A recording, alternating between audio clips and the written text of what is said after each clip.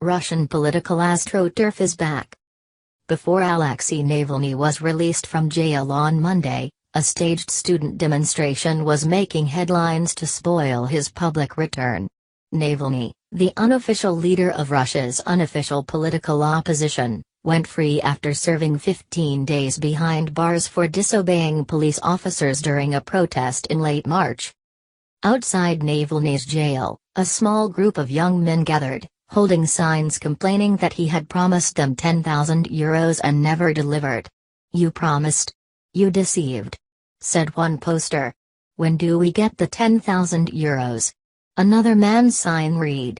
After letting them pose for some photos, officers soon escorted the men into a police van.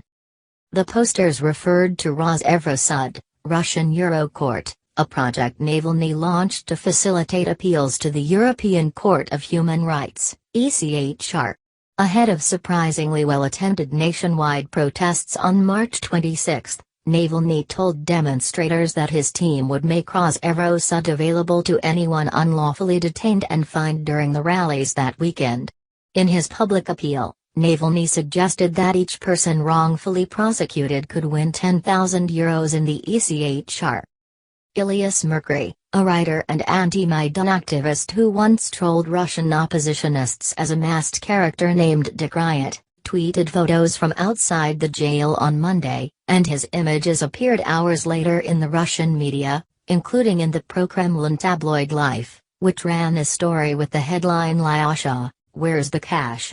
Schoolchildren demand promised rewards from Navalny. They're waiting with demands for Navalny outside Special Detention Center No. 2.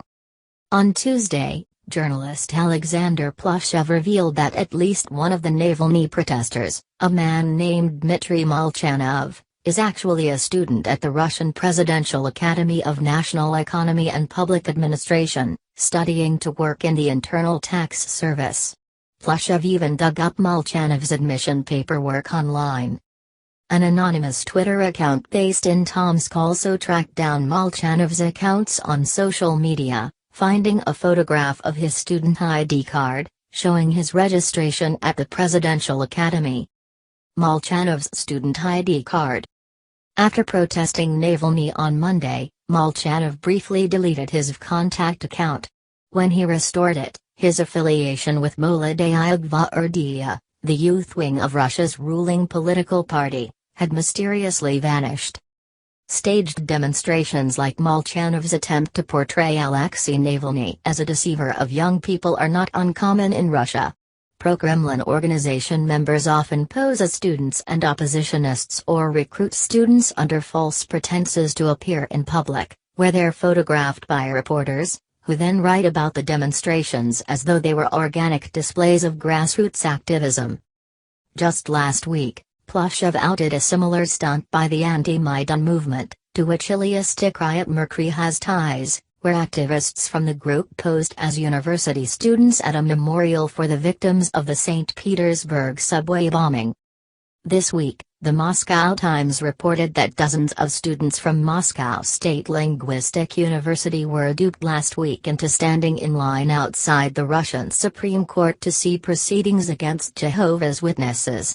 Never allowed in the building, the students waited around for nothing, while journalists photographed them, and later reported falsely that droves of menacing Jehovah's Witnesses had surrounded the court. Thank you very much for watching video.